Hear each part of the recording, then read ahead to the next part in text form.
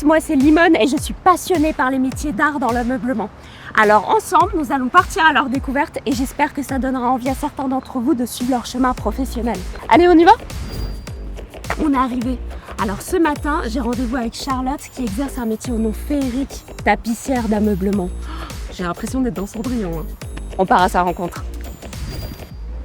Bonjour, je cherche Charlotte. Oui, Ah, c'est toi Charlotte? bienvenue. Merci de me recevoir.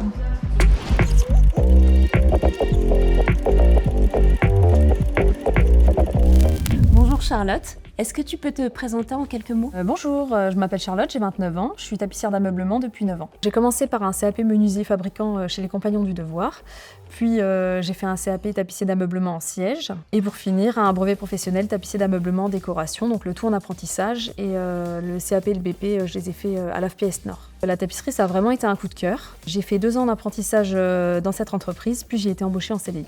Alors je réalise des créations sur mesure pour des clients très variés.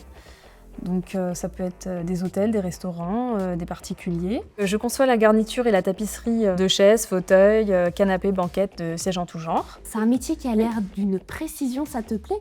Oui, c'est un métier manuel, précis et passionnant. Est-ce que tu peux nous raconter ton quotidien? Qu'est-ce que tu fais? C'est quoi pour toi une journée typique de travail? Mon quotidien, c'est transformer des carcasses de meubles bruts en produits finis prêts à être livrés chez le client. Je travaille uniquement sur du neuf que des créations modernes. Au début, je reçois la carcasse brute déjà vernie. Donc je travaille essentiellement sur la tapisserie du siège et de l'assise. Si je peux vous décrire une journée type, alors j'installe des sangles élastiques à l'aide de mon agrafeuse sur le dessus du siège. Ensuite, je prépare ma mousse et je la coupe à la bonne taille.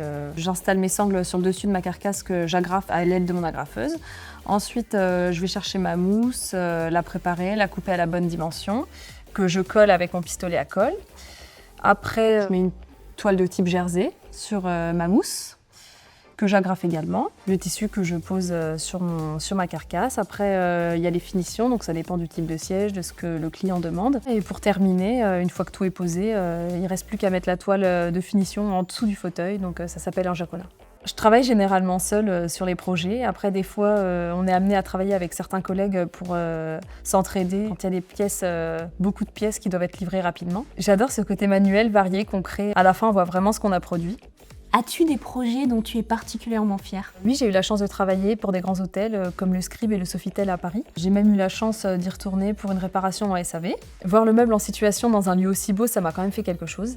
On est souvent en coulisses dans ce métier, mais quand on voit notre travail dans un contexte final, ça donne quand même plus de sens. J'apporte du beau et du confort dans des lieux d'exception, et quand je me dis que c'est moi qui ai fait ça, je trouve que c'est quand même gratifiant. Et selon toi, il faudrait quelle qualité pour être une bonne tapissière d'ameublement? Alors pour être une bonne tapissière, pour moi, il faudrait déjà beaucoup de patience, du temps et du soin. Il faut être minutieux, avoir le sens du détail et un bon œil esthétique. Et avoir une bonne force physique, parce que tout est fait à la main, on n'a pas beaucoup de machines.